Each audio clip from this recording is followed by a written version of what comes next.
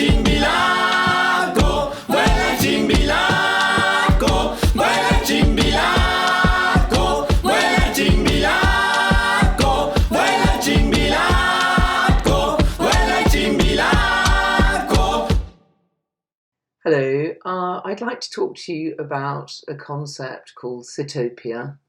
That's with an S. Sitopia is a word that I invented, and it means food place, and it comes from the Greek sitos for food and topos for place. Now, I invented this word about 15 years ago. Why did I do that? Because basically I was researching utopia, actually, and utopia, as you know, is our greatest discipline for thinking in a multidisciplinary, connected way about how we should live. But unfortunately, it can't exist. So it's a good place, but it can't exist. And I remember feeling rather depressed by this discovery.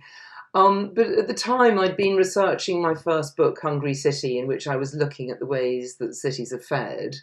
And I'd come to realise that food shapes our lives in multiple ways, many of which we're not aware of. So it's not just our waistlines that food shapes, but also our minds, our bodies, our homes, our habits, our politics, our economics, and of course our cities and our countryside.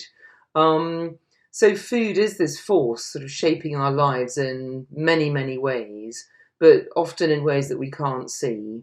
So really I invented Sitopia, with an S, as a kind of alternative to utopia, as a way of thinking in a very, very connected, multilateral way about the problem of how we should live.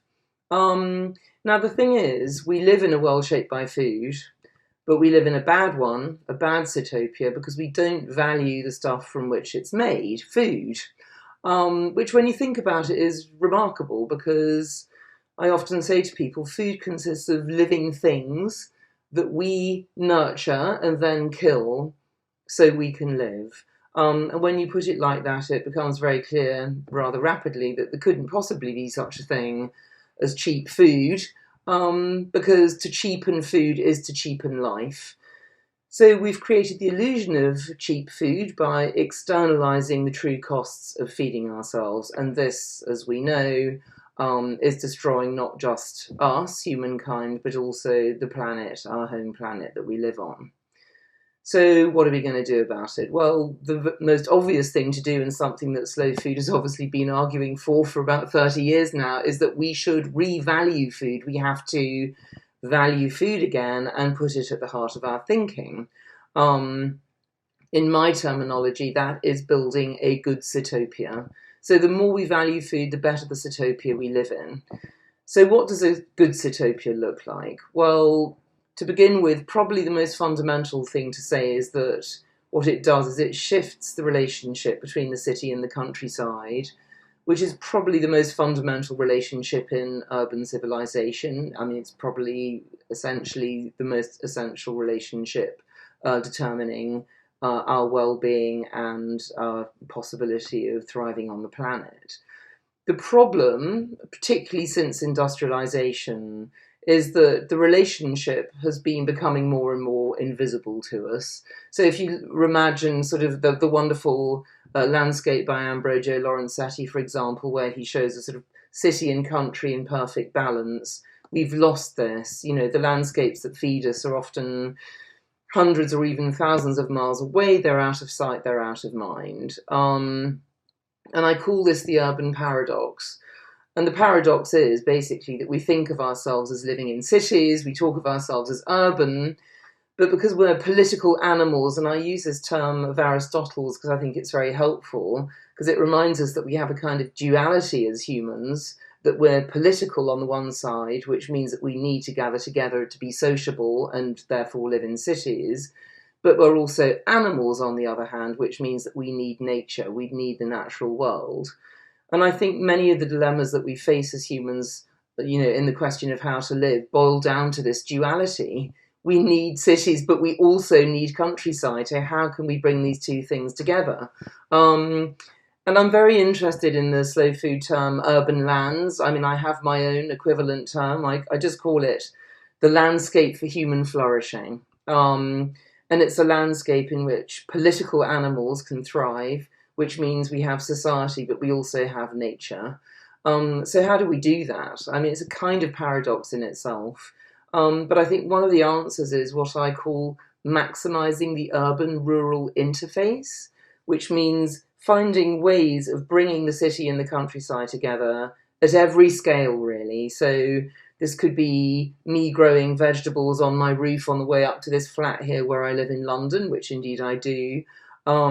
It could be putting community orchards and community gardens and so on into urban neighbourhoods where lots of people live. But very critically, it also means joining the city to its productive hinterland. And that, obviously, the most important productive hinterland for every city ought to be its local region. So we need to maximise the amount of food coming into cities from our local region.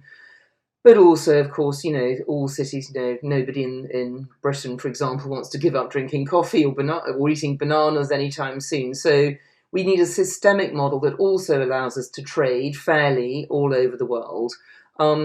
But I think it's a question of, as it were, weaning ourselves off these, 150 or 200 years of industrial thinking where geography doesn't really matter and basically, you can just bring your food in from wherever you like. I think we have to go back to more localized, seasonal food systems, and not just food systems, but also ways of living as well. Because to thrive as political animals, as dualistic beings, we need both. We need one foot in the city and one foot in the countryside, which is exactly what rich people through history have always bought themselves. They've had the place in the city, a place in town, and the villa in the countryside.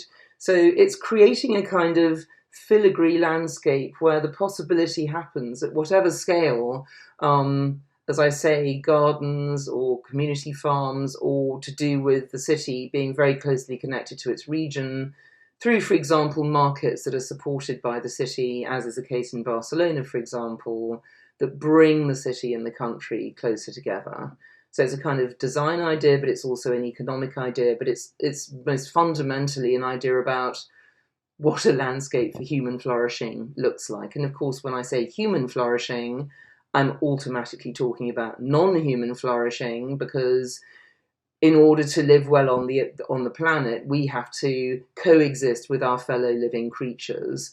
And this brings me on, I guess, to my favourite metaphor for a good society, which is simply one in which everybody lives well, but also eats well. So it's the shared table. The shared meal is our greatest ever economy. We're very good, in fact, at sharing through food.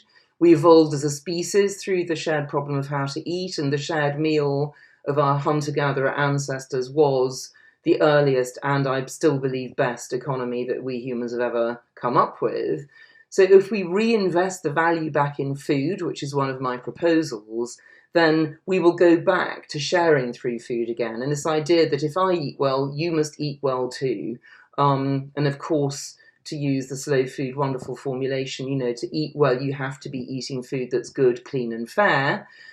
But you also have to make sure that your friends are eating well too, and indeed strangers who may be at your table.